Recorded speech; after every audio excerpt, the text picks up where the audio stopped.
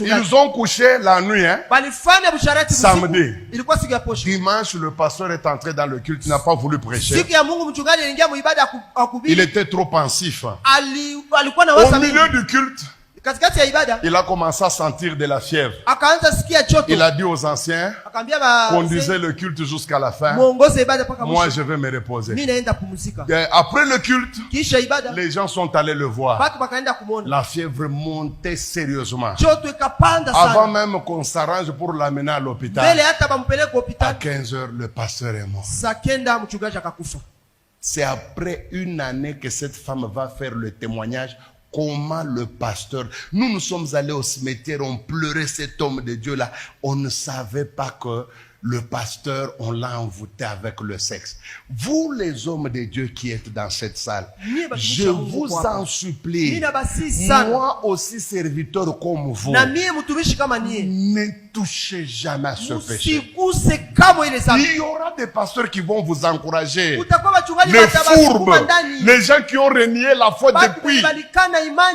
Ne faites pas ça. Vous allez vous détruire. J'ai beaucoup d'années en Jésus. Hein? Même certaines personnes qui s'appellent Père ici, ils nous ont trouvés en Jésus, nous autres. Chaque fois qu'un pasteur commence avec le sexe, la fin c'est toujours catastrophique. Imaginez-vous, un blanc est venu nous prêcher à Lubumbashi. Il a appelé 500 couples pastoraux. Là-bas, il n'y avait pas question de pasteur avec bulletin théologique. Non, il faut être pasteur d'une paroisse. Nous sommes entrés dans cette salle-là. Le pasteur là, blanc, c'est un Suisse. Il a commencé à prêcher. Et vous savez que les blancs sont sérieux quand il faut être sérieux. Tellement que l'onction est descendue, mes amis.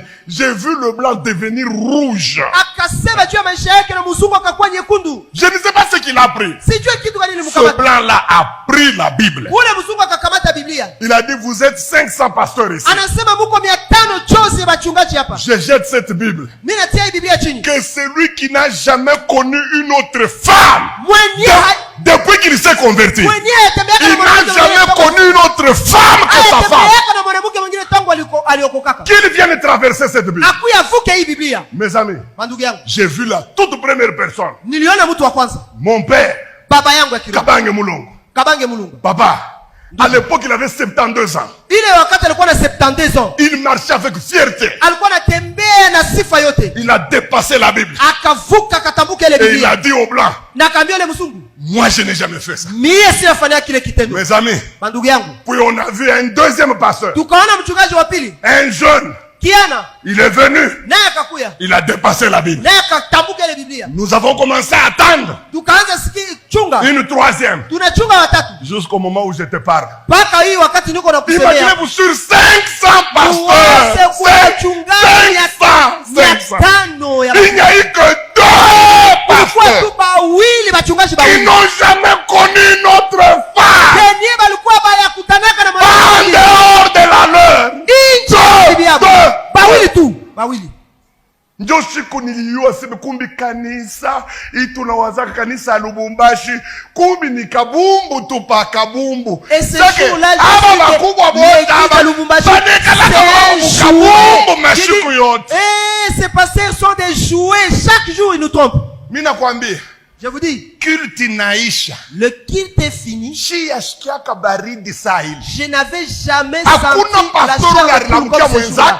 Il y a personne qui pouvait saluer l'autre. Il y avait personne qui pouvait parler à l'autre. Un calme de cimetière. Kimia Yamakaburi. Et